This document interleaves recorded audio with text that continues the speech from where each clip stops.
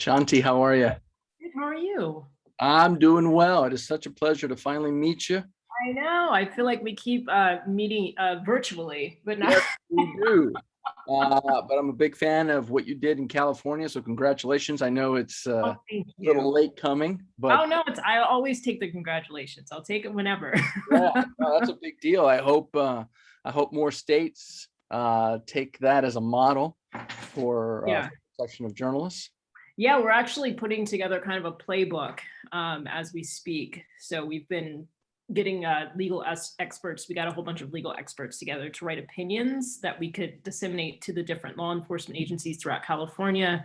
Yep. And so now we're kind of building a template that other organizations across the country can use. So Wonderful. And certainly, if people write op-ed pieces in major newspapers, yeah, their own states, that would be great. exactly. Yeah. Absolutely. Yeah. Wonderful. Adam, Hey good to see guys. you. How are you? Hello. Not too bad. My camera's a little weird on Zoom right now. I don't know how to fix it, but how are you guys doing? Good. How are you? Wow. Not too bad. We've actually, we have Jane Ferguson from PBS NewsHour here on campus. Courtesy of the Pulitzer Center, they sort of sponsor the trip. So right now, Jane Ferguson is wowing all the students downstairs with her stories from Afghanistan. So That's great. I know. What a great event. That's awesome. It is a good event, and we're about to head off for Thanksgiving break. So good turnout, but not that many students. Yeah, well, this is like the downward slide of the semester. Yeah. I keep reminding my students that we still have 3 weeks to go. So, hi, you guys. Hi, Rebecca. How are you? Good. Where are you? Are you in your kitchen? I am in my kitchen. I have seen more toasters and blenders in Zooms than in any other place. I swear. I do know the fancy equipment people have, that's for sure. Right? Exactly. It's like your own little HDTV, right? Yeah, right? I'll tell you.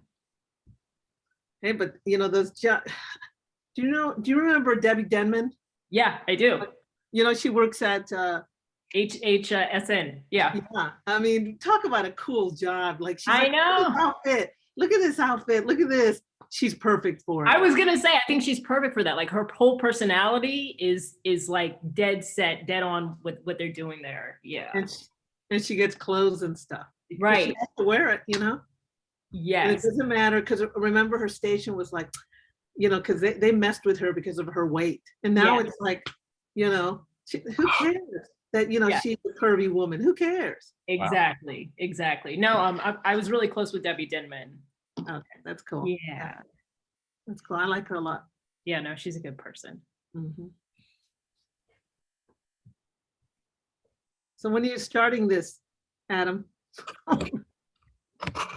So I think we're still waiting on John, I believe, because John's giving our presentation tonight.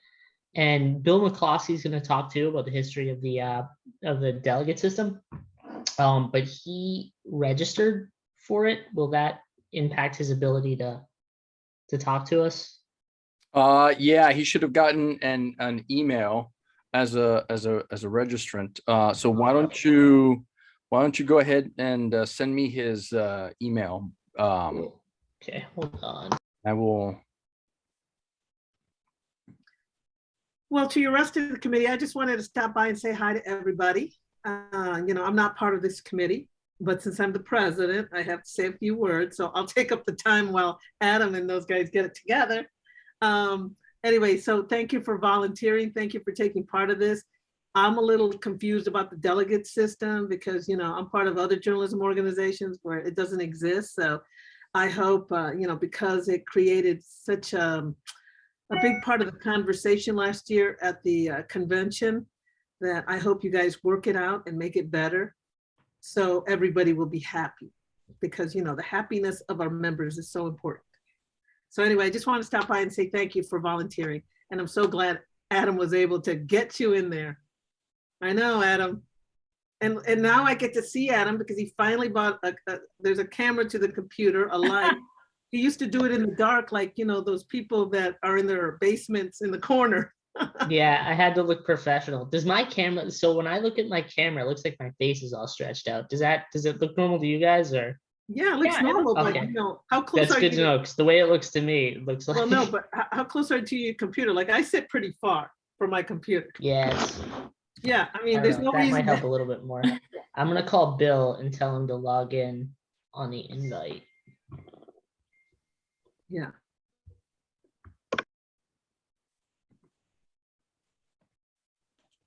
And don't forget, everybody, there's a board meeting on Saturday, and it should be very productive and positive. And we're going to, you know, get through things, hopefully not quickly, but, you know, at a good pace. So, and Ashanti, that's the day that, you know, we will make it official that you're the nominations chair. Gotcha. And so anyway, and Adam will have a little bit of something about this committee and what you guys will accomplish tonight. Israel will have something about the legal defense fund because they're busy too. So, yeah. There will be time for anybody coming back January 15th. You'll probably have a month to work on it. Yeah. I'd also note, Celia, that having worked in association. All right, we're hearing somebody's conversation. And that's all I have to say. It was somebody else. Adam, I sent out the email invite to that email you just sent me. Cool, yeah, Bill says he's trying to get in. He's having a little bit of trouble. Okay, and then did you send an invite to John so he can get that, or do we need to send No, could you send that out to him? to him? All right. Oh, he's right. Well, he says he's here. but Yeah, but he's here, but he's watching. He's not. Let Yeah. me see. John, we gotta send you an invite to participate. He wrote in the chat, please promote him to a panelist.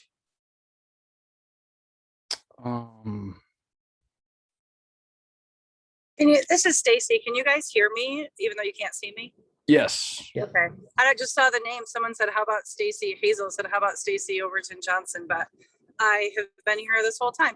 I mean, I'm driving back from a doctor's appointment about 3 hours away. So I can't put the camera on. It's just super dark in the car, of course. So No, be that's safe, why Stacey. I'll be on camera next time. Cool, no worries. Yeah, I saw you, Stacey. I don't know what Hazel's talking about, but anyway, drive safely. My husband's driving, so I'm actually not. It sounds like I'm being dangerous. I'm actually not driving. So Good. yes.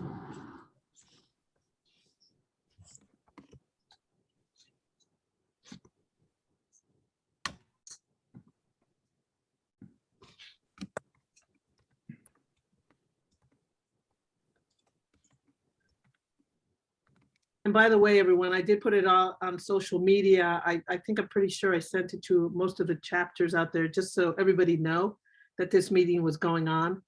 Yep. We appreciate that. Sure. I retweeted it too, and I think it was in the newsletter as well. So it was everywhere, just in case, you know, there are concerns on whether you got it out there or not. Will we do some quick introductions of everybody while we're Yeah, waiting? yeah. Once we get John in, I'll just give Oh, a okay, quick I gotcha. I got it. introduction, and then we can everyone can quickly just introduce themselves. And Adam, do we need to add anybody else as a panelist from the attendee list? just Bill Mccluskey, if he isn't able to get in through that link. I know he also told me he registered. So All right. Bill's coming in. so whenever John is officially on, we can start. Is John? John is there, so he's. I'm right here. Right. Hi, everybody. Bill Mccluskey is And on. Bill's just signing on now. Cool. Yeah, it says he's here as well. So we can start, I guess. Cool. So hi, everyone. Thank you all for being here. My name is Adam Sennett. I'm the chair of the Delegate Analysis Task Force, and this is our first meeting. As you all know, at the convention, the delegation tasked us with studying the method by which the society conducts its business and whether its methods provide equitable representation to chapters, communities, and members who are not affiliated with either. So tonight we are going to be getting a presentation from our executive director, John Schertzer, about the how the delegate system works. So we all know. And Bill Mccluskey is going to talk a little bit about the history of the delegate system as well. So if we want to go around and do, I guess, brief introductions, so we all know who each other are. Israel, if you want to go first. Sure. My name is Israel Balderas. I'm a national board member with SPJ. I'm also the chair with the Legal Defense Fund. And then I guess because the vote was unanimous, as of tomorrow, I'll also be on the foundation board. I am currently an assistant professor of journalism at Elon University in North Carolina. I predominantly teach First Amendment law. I'm a former broadcast anchor reporter, working both at the national and local level. And I'm an attorney. Not only do I do work on issues regarding First Amendment law, but I've done pro bono work on immigration related issues as well. Dan, you want to go next? Yeah, I'm the Dan Kubisky. I'm the co-chair of the international community, freelance journalist, lived in like half a dozen or so countries around the world, and 3 different continents. And I've been a member for a little more than 30 years. And I'm also listening to my DC board meeting, which is going on right now. Well, thank you for being here, despite the meeting. Stacey? Hi there. So I'm Stacey Overton Johnson. I am the vice chair of the freelance community. I have been a freelancer for, I should know this, I would say 13 or 14 of the 21 years I've been a journalist. Not all, like I did kind of in and out, all by choice, but I moved to, Dan, I lived in the United Arab Emirates. I'm not sure if that was one of the places you lived, but I loved it over there. But I went back to full-time for 4 years living in Abu Dhabi, covering the food world in Abu Dhabi and Dubai. I was a food editor and writer at the national newspaper over there. And then I came back to the States and went straight back to freelance, as well as back to television. I've been a TV producer for most of my career, and I currently work on a TV show. I live in New York, but I currently produce and write a TV show called Good Taste that airs in Texas, and we shoot it in Texas, in fact, that airs in Texas and Tennessee. I also do national health stories as well that air on networks around the country. Ashanti? I'm Ashanti Blaze Hopkins. I am the current vice president and incoming president of the Greater Los Angeles chapter of SPJ. I'm also the hopefully soon to be nominated and installed nominations chair of national. I'm also an associate professor of journalism at Santa Monica College. I am a former broadcast journalist, television news anchor and reporter for about 12 years in Las Vegas, El Paso, Texas, and Dallas, Texas. Yeah, I think that's it. Yeah. Brendan? Hi, I'm Brendan O'Reilly. I'm the president of the Press Club of Long Island. In my job, I'm the features editor for the Express News Group, which is on the east end of Long Island. I've also worked for Patch.com and for Dan's Papers, also based on the east end of Long Island.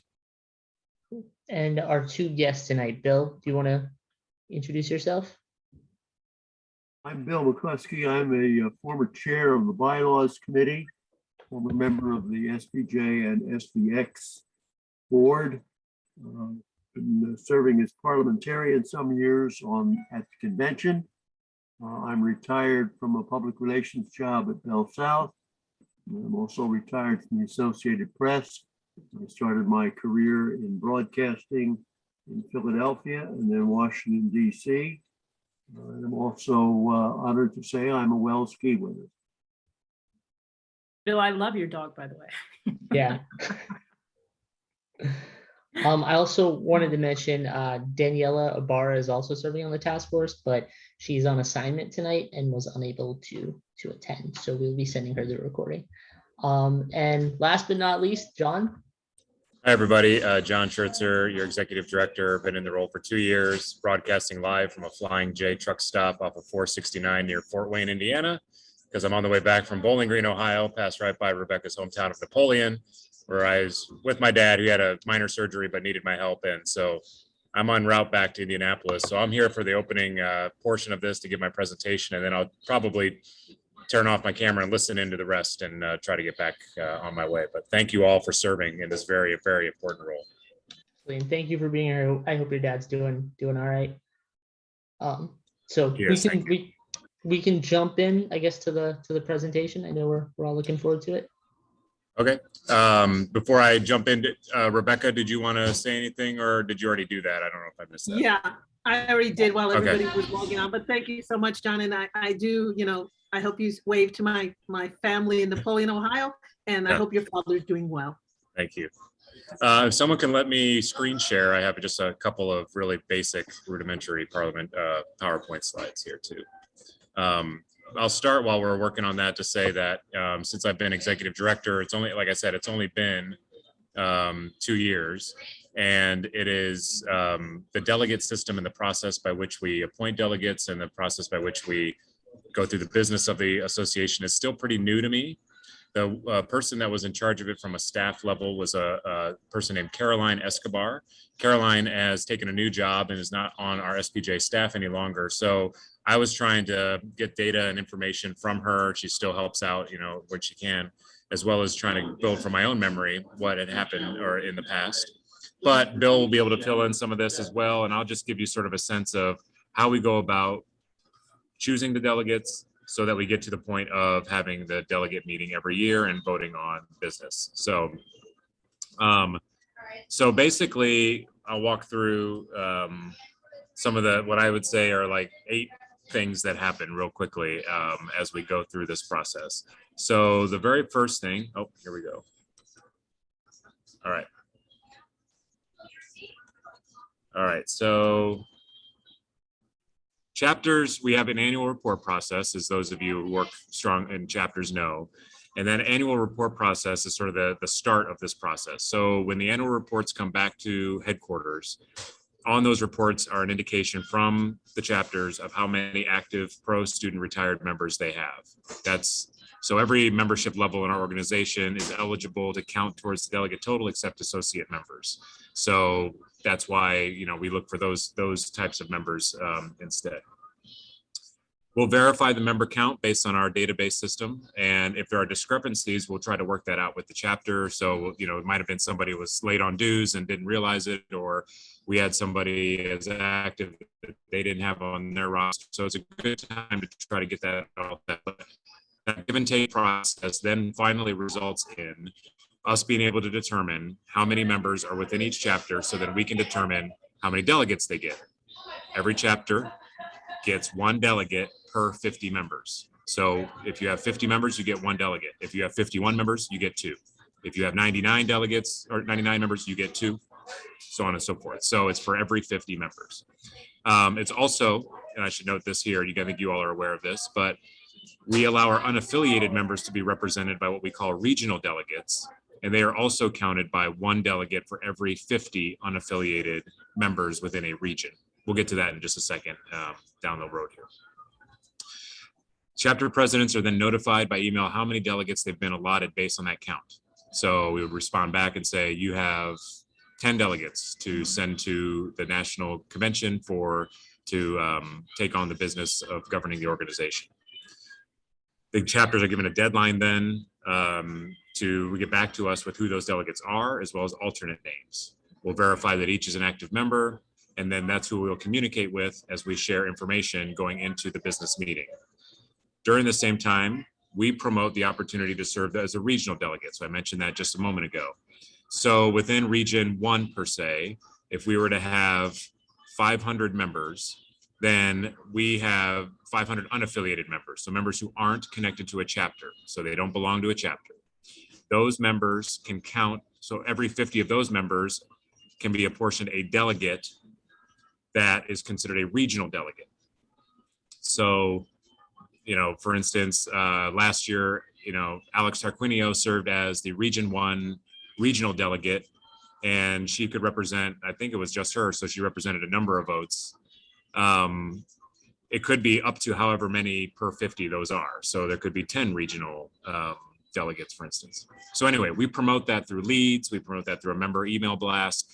And basically what I've noticed over the last couple of years is if you raise your hand and say you want to do it, you're in. Because we don't really have a big high demand for that, which is something this task force might want to address, is that we really don't have a lot. So if one person raises their hand, they're given quite a bit of power right in that moment because they can represent quite a few unaffiliated members with their single person. So anyway, moving on. John, can I ask a question before you move on? Sure, go ahead. Can you go back one slide? Can you talk about the process between 3 and 4? If you send emails to the chapters and you notify them of how many members they have, but they disagree with your number. So I'm thinking, for example, of Long Island, where they were told you have 99, so you only get 2 delegates. Whereas I think there was talk that, well, no, we actually should have more than 99. So what's the process whereby chapters can at least say to HQ, your numbers are off. Our records indicate more than what you have. Good question, Israel. The short answer is I don't quite know because I haven't been a part of that directly in the past. So from my expectation would be that we would accept that for a time period. So we would say, up to a certain time period, let us know if you disagree with these numbers and give us a reason why, or, and we can try to hash it out through a phone call or through a meeting and try to manage it that way. So I'm guessing that's probably how we would manage it. I would take guidance on that though from this group, how they would prefer to do that. But there likely will be some, because as we know in SPJ, some members belong to chapters but don't necessarily follow through on the national membership and vice versa. John, if I could jump in. Go ahead, Bill.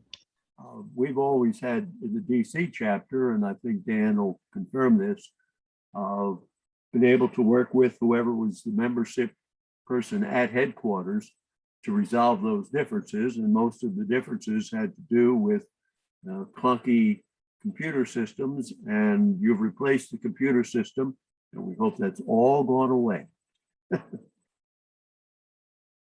But it gets worked out. Yeah.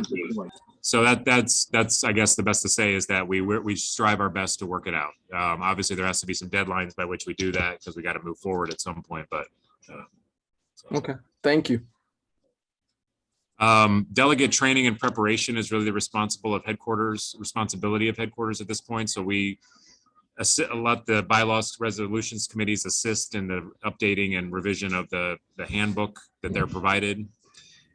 And now this is something different too. The only 2 delegate sessions or delegate trainings and business sessions I've experienced as your SPJ executive director have been virtual. So the handbook has had to reflect that. It's had to have some major changes. We've had to have a lot of discussion.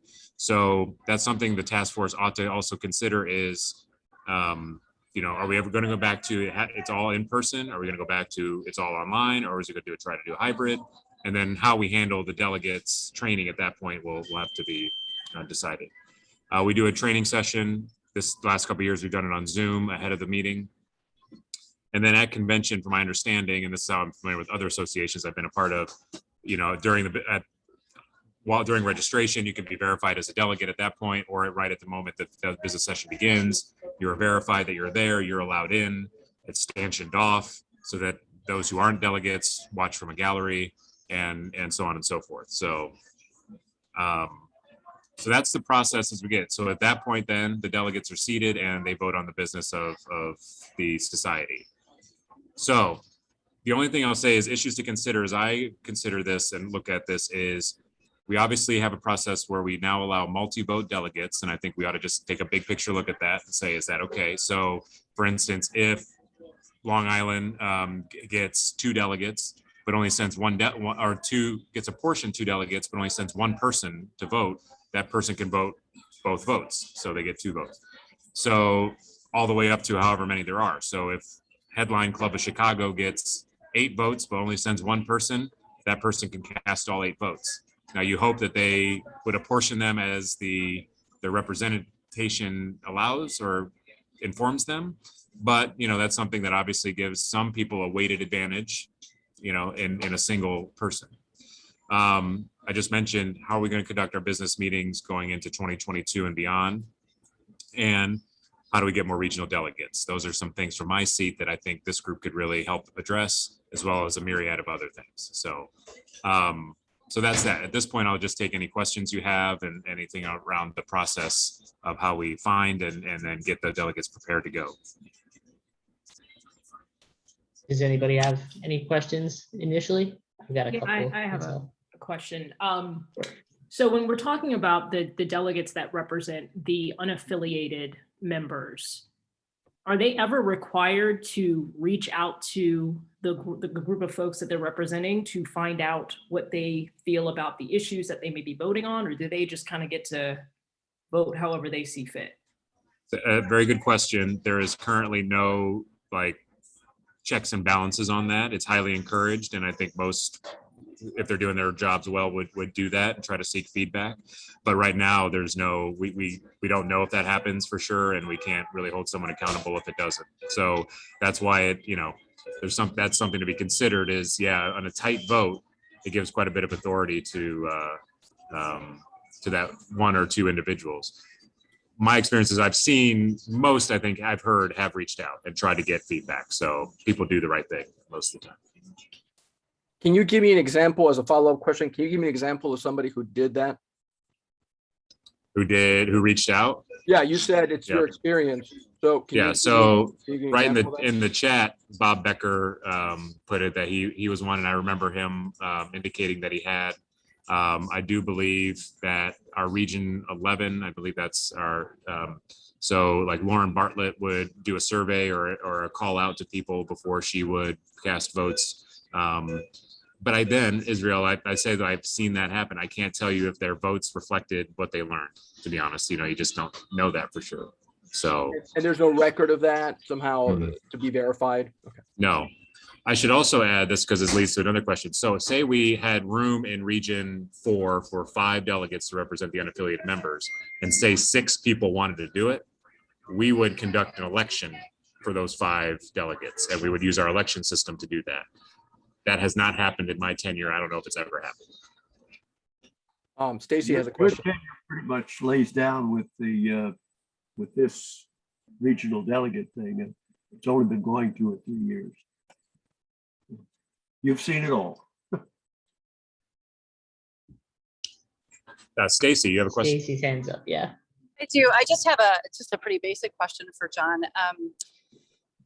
I just want to make sure I heard you right. You said that 1 through 50 members, you get 1 delegate vote. And then if you have 51 members, you get 2. But if you have 99 members, you also get 2. So I think I was under the impression 50 gives you 1, 100 gives you 2, and anything between 50 and 99 still gives you 1. Is that not, did I hear you right with that? Well, maybe Bill can correct me. From my understanding, it is for every increment of 50 members, you get a delegate represented. So if you have 50 members, you get 1. Between 50 and 100, you get 2. 101, you get a third. That kind of thing. I believe it's 50, 50 or every fraction thereof. Yeah. Okay, a fraction thereof. Okay, for some reason. Sorry if I misspoke about that. Yeah. Okay, I think I just wanted to be clear. I didn't think it was that way. So that's just a good basic piece of information for me to understand. Thank you. Rebecca, your hands up. Yes, and I know I'm not part of this committee, but since I'm here, I have a question. So the unaffiliated delegate, that was supposed to be someone who is not close to a chapter, like let's say, doesn't live, I mean, was that the purpose for that, or, can I live? Go ahead, John. Yeah, the regional delegates also need to be unaffiliated, so they can't belong to a chapter. So they are unaffiliated members representing other unaffiliated members, but there's no other restrictions or guidelines around, do they live in a certain area or represent people from, certain places. They just represent the masses of unaffiliated members in their region. So there's no kind of rule or regulations concerning, because I know there's, I know there's people that were like for a long time a part of a chapter, right? Really even served on the board. And then suddenly they're unaffiliated delegates with all this power. And I just wondered, is that a loophole? Or, I mean, I just find that very interesting that there were some people that were members of chapters. Let's say, I'm a member of Fort Worth, and then I realized, you know what? I live in Dallas, so I can become an unaffiliated chapter or an unaffiliated delegate. Was that supposed to be part of this process? That, like I said, I'm part of Fort Worth, but if I decide tomorrow, you know what, I'm going to quit and become my own delegate and represent 10 people or 5 people, whatever. Was that supposed to be part of this process, that you could do that? I mean, I think the spirit of it is to give representation and voice to those who don't affiliate with the chapter, especially since many live in places where there isn't currently a chapter where they could be represented. All I can say is that was the spirit of it. How it's been used or, not used appropriately for whatever reason. It was assumed that more people would sign up to be regional delegates because it was the people who were not in a chapter who wanted this representation. And then, as was pointed out, no one stepped up. But again, Bill, like I'm saying, I live 40 miles from, there's a SPJ Fort Worth chapter, right? Which I'm a member of. But I guess, I could always quit that chapter and become an unaffiliated delegate and, gather some votes over here so I could have more power. I would have more power. Someone who lived in the New York chapter's clubhouse could do the same thing. It has nothing to do with proximity. Yeah. There are people who specifically resigned their chapter for the purpose of becoming a regional delegate. Yeah. All right. Thank you so much for that information. I appreciate it. John, I have a question. So if there are people who specifically resign from their chapter so they could become regional delegates, that it wouldn't be against the rules, but it would be against the spirit of it. Is that correct? Yeah, I would say so. I mean, I wasn't here when that rule was put into place, but I'm sure there wasn't an anticipation that people would use the system in that way. That if they're part of a chapter, you ought to be represented by your delegates in your chapter. And it's something that we really don't necessarily catch either if it happens because we just cross-reference the name. So we'll pull up the name if someone wants to be a regional delegate. And if they're not affiliated with a chapter, we're like, you're good to go. But we might have missed that the week earlier, they pulled out of the chapter for some reason, or not put those two things together. Some people have chapters that are not active, and therefore they say, what the hell am I in a chapter for? I'll just become a regional person and perhaps have some delegate votes.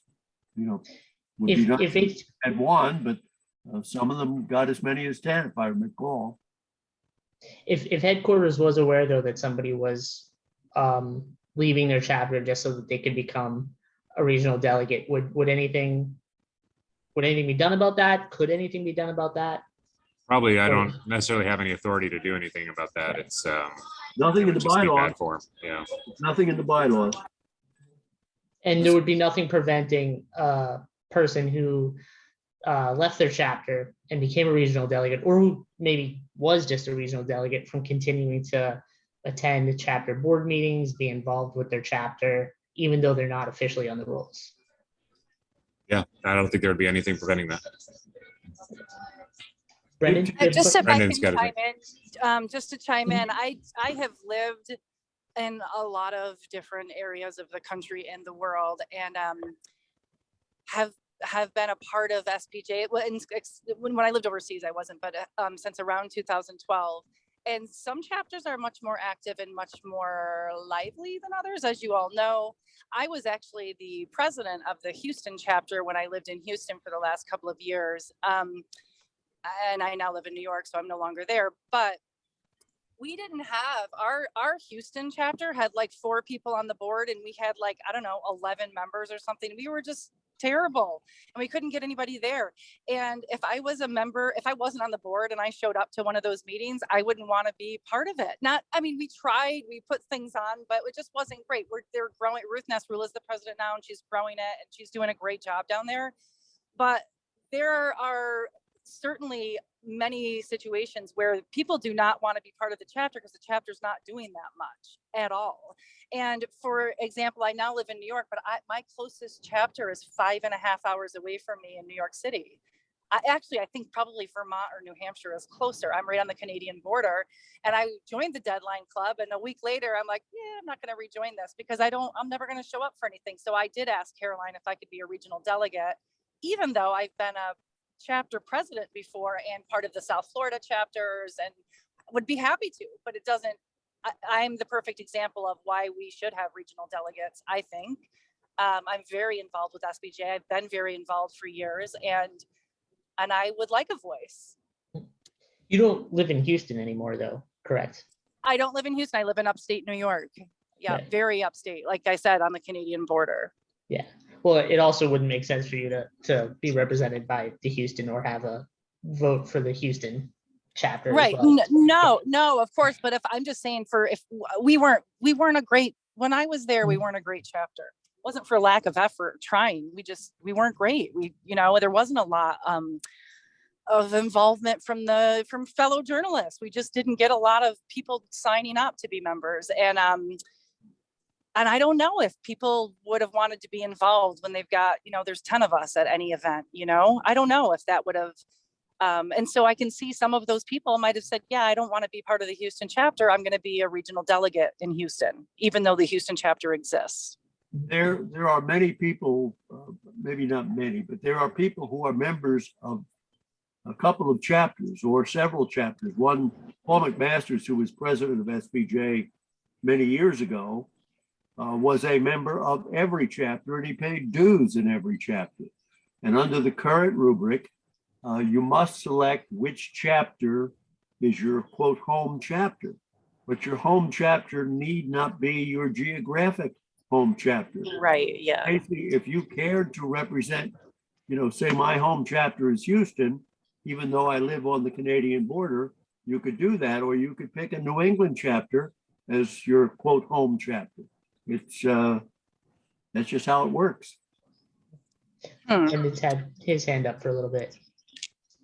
So we were discussing whether there were any regional delegates at our most recent convention that were actually people who were chapterless.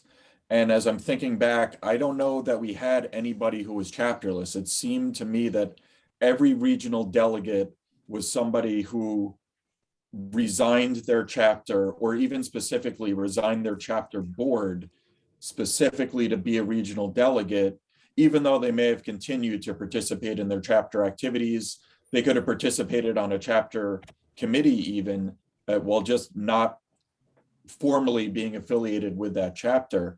I don't know that we had anybody that was like Stacey, who's a good example from the very top of New York, who really doesn't have a home chapter, who would have been a more appropriate Region 1 delegate.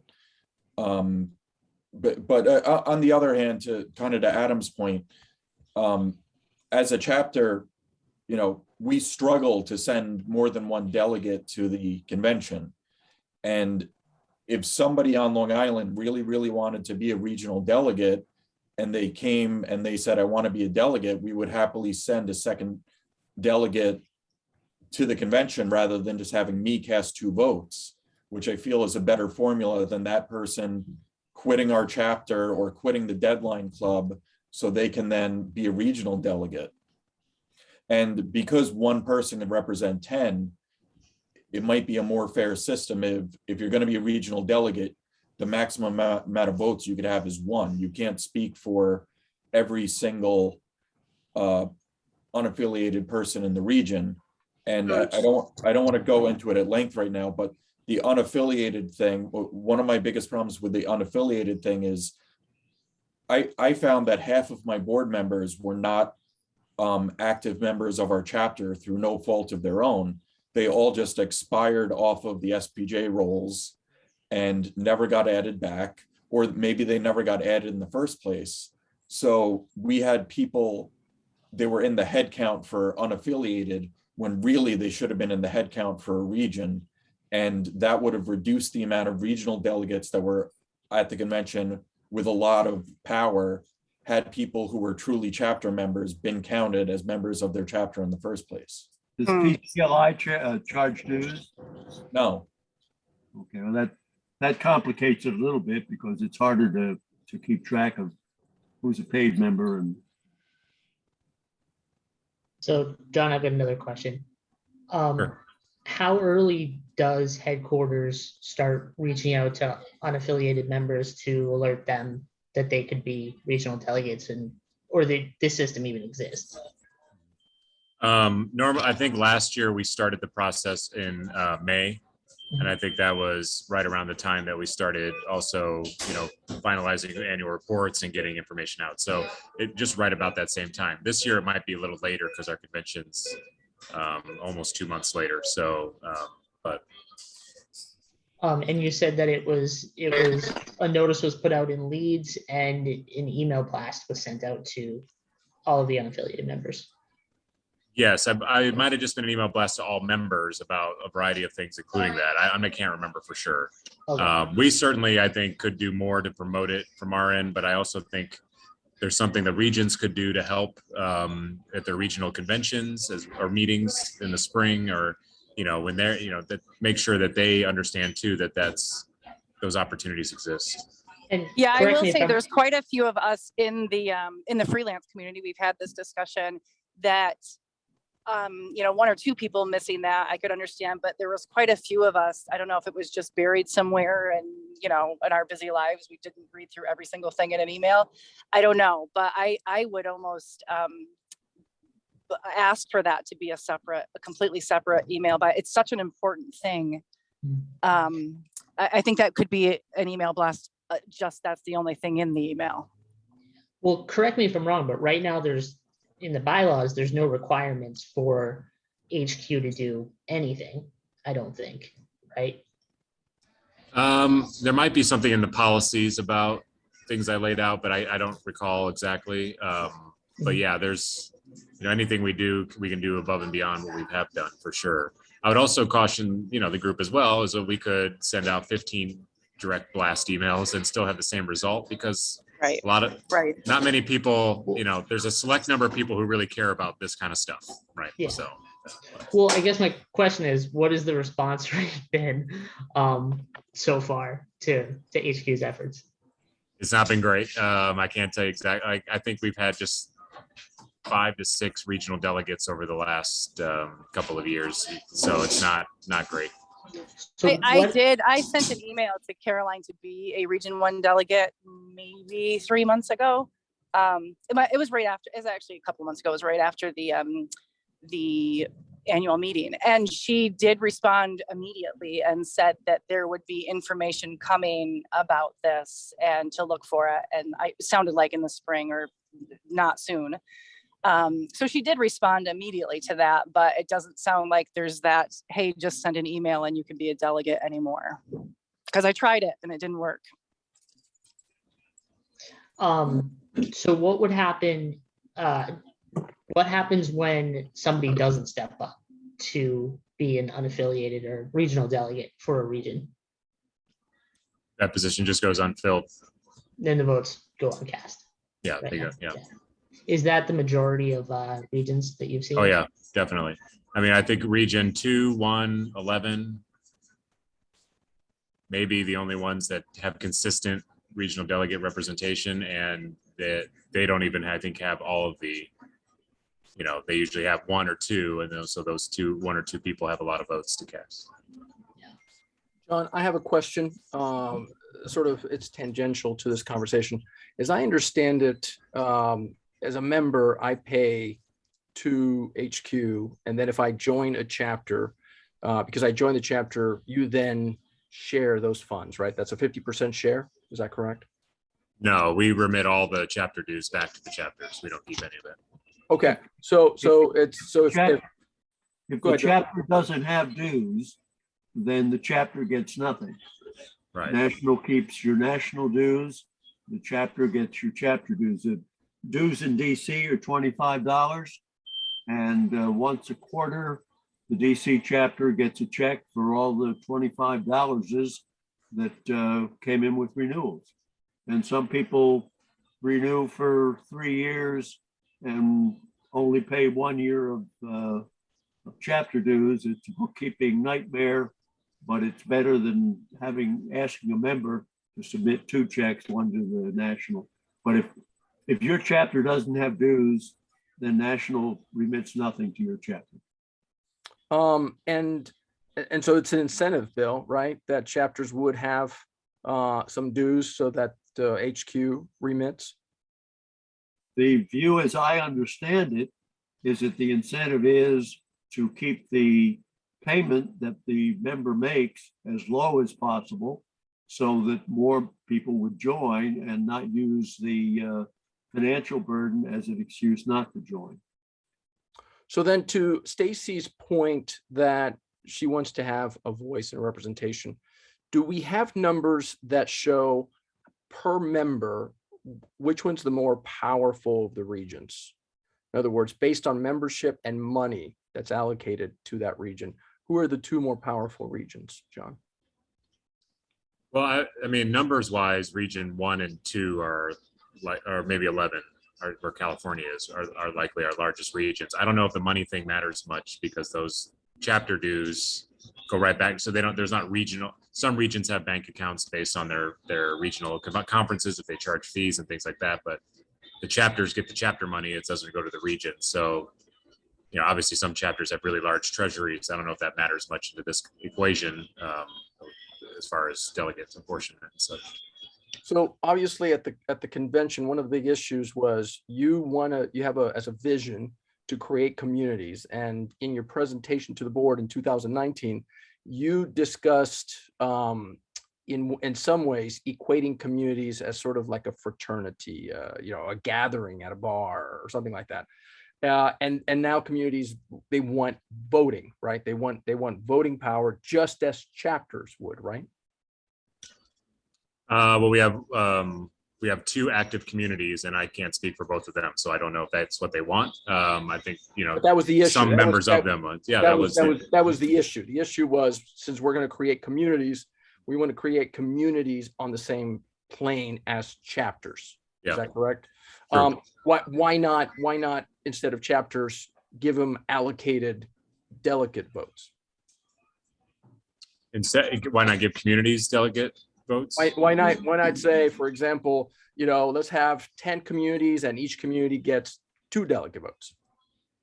Well, so a lot of these communities have people who belong to chapters as well. So there could be double representation. So that's something that we care about, that, which we always have, is make sure that you, like Bill said, you have a home chapter and that's where you're counted.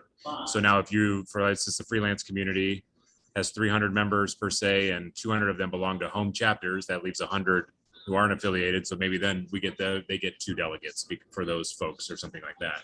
So I mean, the communities in their culture and essence haven't necessarily been formed to govern the organization. They've been formed to let people get together who like a similar thing. And so I don't know that if they always, we want to take them and put them alongside chapters, but they're kind of different entities in how they function, what their purpose is. And really, most associations like ours are building more of those informal networks of people who like a certain thing. And so anyway, that's maybe more than what you asked for, but it could be something we decide to do, but that would require a bylaws change, as you know. Okay, thank you. Any other questions for John? I guess I should raise this while John's still available. One thing that I've noticed is that if I go on to my membership profile on SPJ, there is an option under my account, and it's actually under personal info of all places. Join the freelance community check, join the international community check, join the LGBTQ plus allies community check. But if I go onto my profile and I notice that my chapter is not listed, I can't add my chapter. There's no option for me to add my chapter. If I'm renewing, I can add my chapter when I'm renewing my national membership. But if somebody has a 3-year membership and they fall off, or if somebody has recurring billing and they fall off their chapter, they're not going to renew on a regular basis, so they can't add their chapter at any given time of the year. Also, I'm a lifetime member, so I'm literally never going to have to renew my national membership. So I will never be asked to renew my chapter membership. It says it expires in April. I'm the president, so I know, okay, I'll email the membership person at national and they'll add me back. But we have other lifetime members in our chapter who I want to make sure actually stay in our chapter. And it's getting very difficult for me to track who falls out of the chapter. There's now 12,000 people listed as an expired member of the PCLI chapter. It used to be a couple hundred names, suddenly it went up to 12,000 people. I don't know what happened in Excel that glitch started, but that was fairly recent. So I started to try to go in every month and say, who's a chapter member, who's an unaffiliated member, how do I get these unaffiliated people to join my chapter, to make sure they're actually being represented by the chapter in the delegate count and not being represented by a regional person in the delegate count. And it's just become more and more difficult for me to do this. Are certainly more aggressive than most chapter presidents. I know Andy Schatz did all that for the DC chapter and raised hell every time a member dropped out that shouldn't have dropped out. Good for you. Yeah, we have a lot to fix in that regard. And that came up a lot during the convention and such. And we're, with Caroline's departure, I've still stalled on that, but we definitely want to make it easier for people to go in and add themselves to chapters as necessary, and for us to be sure that our member data is accurate in terms of who belongs to chapters. Well, and I actually find that the frictionlessness of check, I'm now in this community, and there's a lot of friction to joining a chapter, but there's no friction to joining a community. So we're going to have Long Island people who suddenly they belong to a community, but they don't belong to the chapter, even though they think they belong to the chapter. And then if we do apportion delegates to the communities are going to be representing people who clicked a box, even though those people are committee members of PCLI and they should have been counted among our delegates. Yeah, like I said, we have that to address. I think some of that's related to some of the chapters do charge dues. So there's an added step there we have to factor into it. I know not yours doesn't, but none of the communities do. So that's something that maybe is something we have to think about too. But yeah, we can fix that. Our system's capable of doing that. We just need to address it. And that's my plan to do so. So I don't want to get too far off track from the presentation of the delegate system itself. We're going to have a whole meeting about the communities and delegate votes as well. So I know Rebecca had her hand up a second ago. No, it's okay. Okay. I'm glad Brendan brought that up. I just want to make sure that, I just want to make sure that when people renew and they join us, that the priority is the chapters and then the communities. Because again, as I've said from the beginning I became the president, that we are, chapter strong. You guys are the boots on the ground and you are the priority right now. And the communities are very important. But, this is, Brendan, you just opened my eyes to something.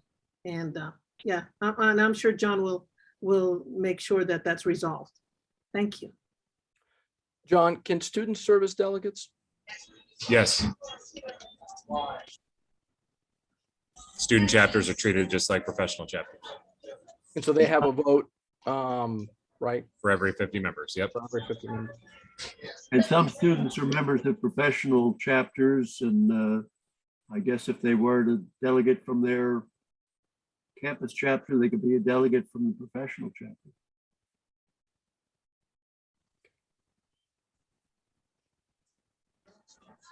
All right, good questions, everyone. Thanks, Adam, for the opportunity. I'll promise to join in wherever need be on this committee and this group so that I can help address these things. And I appreciate getting the guidance from you all on how we might want to make this better going into the future. Thank you very much for being here. And if you could send me the presentation just so I can make sure everybody has the PowerPoint. Sure can. Absolutely. Thanks, John. Thank you very much.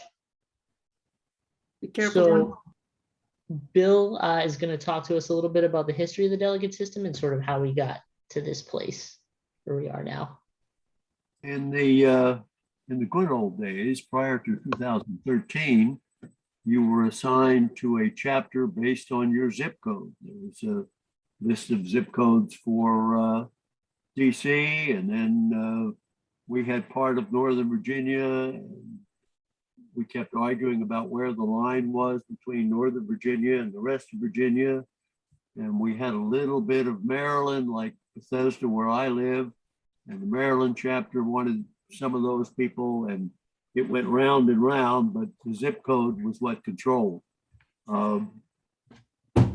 It used to be that for voting for president and the offices, that it was done at the delegate meeting. And again, it was one delegate vote for every 50 members or part thereof that your chapter had. For several years, Mac McCarroll argued that it ought to be one member, one vote, and that was finally approved. And then Paul Fletcher, as president, noted that and did a survey, and I believe the figure was 40%, 41% of our national membership were not chapter members. Therefore, those unaffiliated SPJ national members had no vote at convention except for being able to vote for the officers. That went round and round for a couple of years, and we came up with this regional delegate thing, and everyone really believed that a large number of people would opt to be regional delegates, and the election system that John described has never been needed. If 6 people had volunteered in a region that had 5 unaffiliated votes, there would have to be an election to decide which one got thrown off the island. That has never occurred because for all the feeling that 41% were not represented, perhaps most of them didn't care to be represented or weren't aware of it. The problem, as I heard at that convention, was that, get rid of that. Goodbye, spam call, was that, goodbye, didn't it? That I've lost my train of thought. At any rate, what happened was that it didn't work out the way the bylaws intended. The bylaws certainly had a process there, and it never had to be used. We talked earlier about whether the delegates for the unaffiliated had polled their constituency to see how to vote. I can tell you at the DC chapter, and I was on the board for a majority of the years since I joined in 1986, we never directed our delegates how to vote. Each delegate was supposed to go and listen to the arguments and vote as they saw fit. That is a chapter option, and I would argue it should be an option for the regional delegates as well. But that's one of the things that you folks will sort out as this committee goes on. I also want to point out that those people who are in multiple chapters do have to declare for national which chapter is their home chapter so that they won't be counted for multiple chapters. I appreciate what John contributed to the meeting because he covered most of what I was going to say. Back to you. Does anyone have any questions for Bill? Yeah, I do. Bill, I'd be curious, you've been here for a long time. What do you think is the most fair and best system where people will feel they're part of something special and it will help to grow the organization? And to Rebecca's point, it will strengthen the chapters. What's your opinion?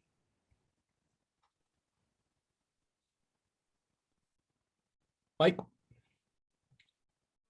You're on mute, Bill. If you went to one member, one vote on everything, that'd be fine, but it would be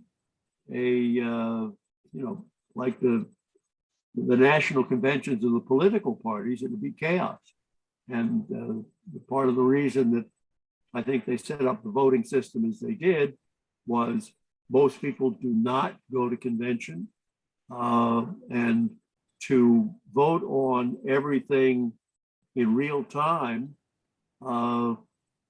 at convention by phone, that'd be chaos. I think the delegate system, as it was set up, worked well. And I understand that the people who are not in chapters want some representation, but by God, they didn't go and grab representation. And I understand that the people in the communities want representation. And I would think the best way to do that is the same way we're doing it for chapters, one vote for every 50 or part thereof. I would follow up, Bill, by saying you believe that one vote or one member, one vote would be chaos. I would take issue with that just because of the technology. I belong to other organizations that vote by computer. But to your point about the idea of activity, if the technology would allow it, right? Again, people who aren't there can vote. People who are there can vote. Would you say let's give it a try, right? We've tried it the other way. Let's see if this will work. Would you be one of those people that would say maybe it's time? I'd be willing to give it a try, but as the perhaps de facto representative of the older folks, a lot of the older folks are not going to have the computer skills necessary to do what you suggest. A lot of people like Stacey are going to be in the car at the time of the meeting and maybe unable to cast a vote from the car. It creates problems, but hey, the national elections, we had early voting and all kinds of other things. It's just, you couldn't vote on spur of the moment things, like an amendment to a bylaws change or an amendment to something else that was going on, or a candidate who declares late. I have a question for Bill. Yeah, go I ahead. have a question for Bill. What other journalism organization exists today that has had issues, has had problems? Because I'm a member of NHJ, member of IRE, member of NPPA. As I believe we're the only one with a delegate system. Maybe I'm wrong. Please correct me if I'm wrong. But what kind of chaos and problems? Because NHJ, I sat on their board for 6 years. One vote, one member, no problems. IRE, no problems. NPPA, no problems. So tell me where, maybe you know an organization that it was chaotic, it created problems, people couldn't vote. Tell me about that. The only other organization that I'm currently a member of is RTDNA, and that still doesn't roll off my tongue. And they abandoned the idea of having resolutions at their convention because now this was years ago before computers and Zoom and all that stuff was available. They abandoned it because there was no way that virtually you could amend a resolution. If we had to amend a resolution at an SPJ convention, when people were doing it virtually, that becomes difficult. I'm not sure. A question in the chat: how does RTDNA amend bylaws? I'm sure I could look that up real fast, but I don't know off the top of my head. They have bylaws, yes. And But they other do than have that, different just way to amend. But other than that, that's the only organization, because again, there's more than a dozen journalism organizations, and I just wondered. I'm a member of the National Press Club, And we don't vote on that kind of stuff at all. It's the only one member, one vote is for the election of officers. And then you can show up if you want, either live or virtually, for the member meetings. And there are thousands of members of the National Press Club, and a member meeting usually hosts about 150 people. And they're the only ones that can vote because they're the only ones that are there. And that's either live or in the current situation, virtually. Thank you. Bill, what would you think about that? About the fact that if we're going to have any bylaws or any changes, that the only people who vote are the people who show up to the convention? Well, anybody's welcome at the convention. Anybody's on the current situation, anybody's welcome to join virtually. But I just don't know how you have a membership organization of thousands of people and have it'd be a very tiny screen for a Zoom call. Maybe it's possible. You know, we conduct national elections in this country, and they all get pulled off. But when you're voting in a national election, you're not amending anything and doing things on the fly. You've got a ballot that came out months ago.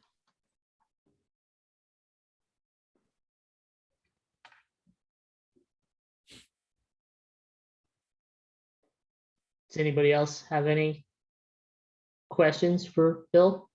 I assume you're all looking at the chat and you see what Bob Becker said, that not everyone can afford either the time or the money to get to convention or the time to even join virtually.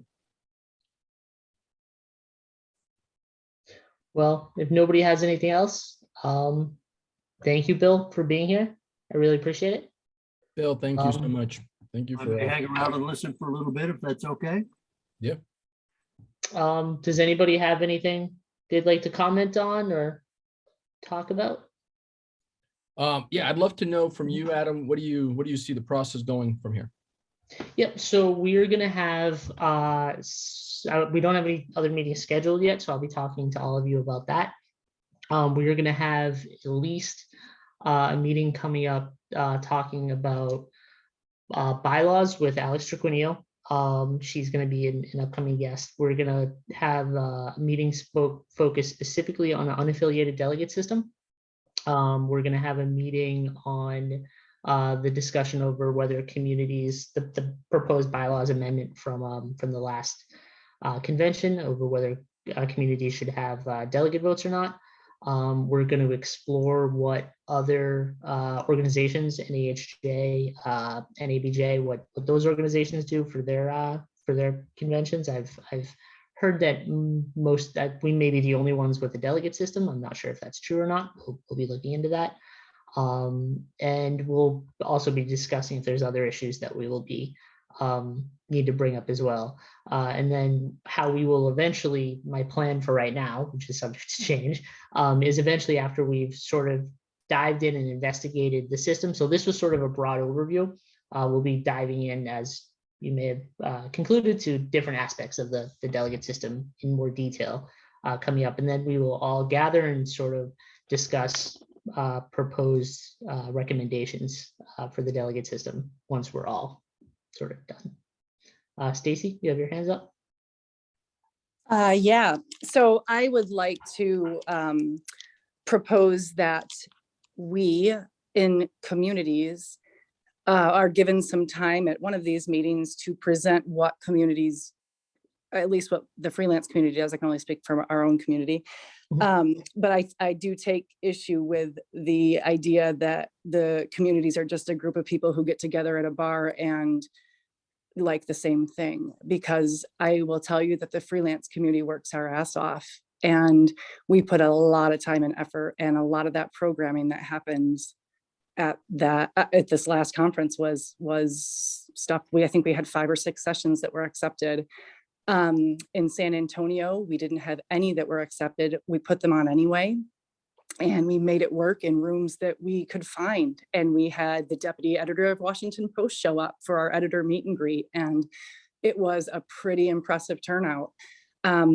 We do annual reports And I just think, and if you're not in a community and you don't know that, you shouldn't know that. You don't know that. And I don't blame you for not knowing that. But I don't think that some people, just in general, because they don't necessarily know the communities, know what we do. And I think that perhaps we need to clear up the perception of that before we can say whether or not communities should have delegates. So I think what I was hoping to do is when we have the discussion about the proposed bylaws change that was considered at the last convention, that we would have someone from the communities, maybe Hillary Niles would come on and she would talk, and then we would also have maybe somebody who was opposing that, possibly Colin, I'm not sure yet, who would come on and talk about that as well, and then we would have a conversation and sort of explore it. And that would be great, but I think there just needs to be a little bit of just education on what we do. If you're not in a community, you shouldn't know, you wouldn't know. And I rather than assuming what we do, we should be explaining what we actually do. Rebecca, your hands up. I want to just follow up on what Stacey said. Yes, the communities are very important. I mean, just this week, Dan, the international community, jumped in right away and took care of things with Mr. Fenster being released, from, I lost my head, the reporter that was, yes, Dan, sorry, my much right now. The communities are very important, Stacey. And you're right. I mean, there may be people out there who don't know how productive you are. I'm part of the freelance community. I see that Facebook page all the time. I see what Dan and Ellie put out all the time. And so I hope you don't think that there is any kind of disrespect for your communities. As I said, even back in my speech when I became president, you guys are just as important as the chapters. And you're right. I was the head of the conference committee, the planning committee, and we made sure that the freelance community, and even if the international community wanted panels there, they were there. You were going to be represented. And and Rebecca, I appreciate that. And I appreciate you reaching out afterwards as well and giving comments on our presentation. And I do appreciate that. I appreciate you. And I think that it's important, and again, just want to let you know, Claire Regan would have been here. She travels everywhere with me, but she had to also go to another board meeting. But it's important as long as we have this communication. What I love about, I was telling Dan this week, with Danny Fenster being released, there's a community. And then, I pulled in Detroit SPJ chapter, and then the whole thing was a collaboration. And I think Dan and the Detroit people are going to do something together with Mr. Fenster. I'm not sure, but never ever as communities feel like, you're the stepchild. You're not. You will never be that. Not under my watch, not under Claire, not under our board. And what I love about this committee here is that you guys all have respect for the chapters and the community. So Stacey, never feel that way. We don't think you're a bunch of people get together at a bar. I don't even know what. I don't even drink. I don't even know what bar, but anyway. Right. We're there. I just to give you the freelance, just our position is that we want to offer all SPJ members more. We want you to be part of a community if you qualify, if you're a freelancer for us, and we also want you to be part of chapters. Someone on our board is the president of the Houston chapter. She's on our board, the freelance committee board. So we want more involvement from everybody. So I just wanted to make that clear. All right. Yes, and I appreciate you. Thank you for saying that.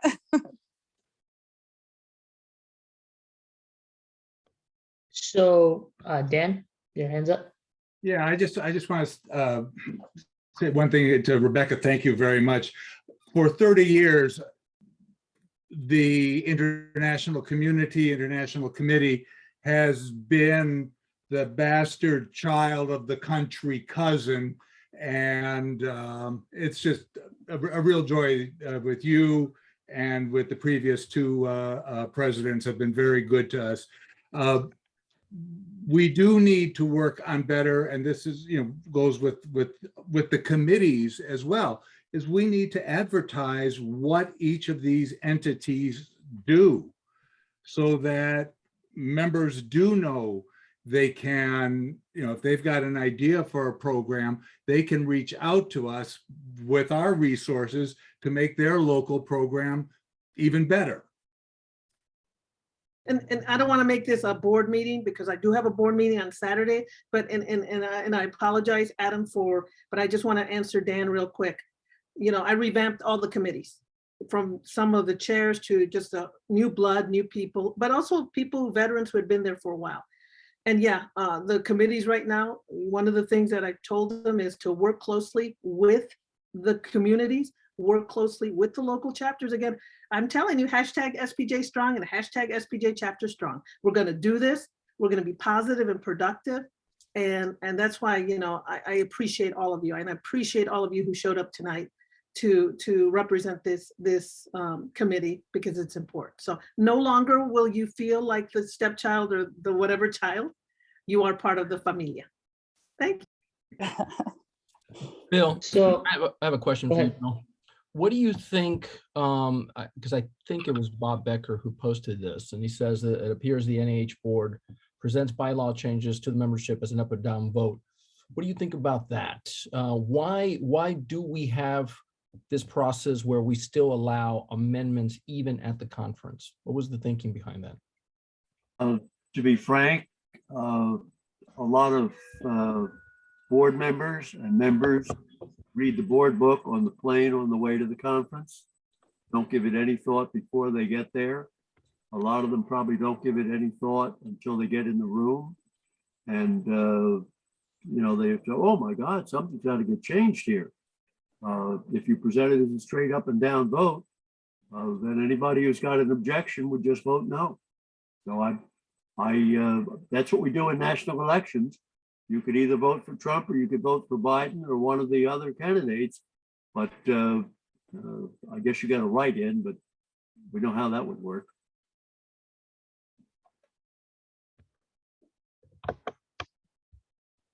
So does anybody else have any other questions for Bill or? Yeah, so one more. So Bill, one more. I do have. So Bill, based on what you just said, it sounds to me like if we move to the NAH model where bylaws are just up and down, right? The bylaw committee, they hash it out, they work it out, they present it to the board votes. If the board votes it down, there is a process by which, right, in the bylaws, that chapters could then propose their own amendments. Which we know happens. Huh? Which we know has happened. Oh yeah, and we'll discuss that throughout this process, because I have issue with that. But nonetheless, there would still be sort of a democratic process, right, by which it's up or down. It's candidates. You either, to Bob Becker's point, that not everybody can show up, not everybody can afford it. It's not the perfect system, but it is a more perfect system, right? People can vote up or down, candidates, bylaws. You can vote there in person, you can vote by home, and that would be that. No need for delegates. Is that fair? In national elections, you don't even get half the people bother to vote. So that's right. It's fair. It's open. Can you tell me what you think though about that? Do you like that, or would you have issues with that personally? I don't think so. No. Okay. Thank you. Cool. So I think Ashanti needs to leave. My editor is calling me or has been reaching out to me. So I think we are pretty much ready to wrap up unless anybody else has anything they'd like to share or ask. No, just come on Saturday. Perfect. Thank you all very much. Don't forget to attend the board meeting on Saturday.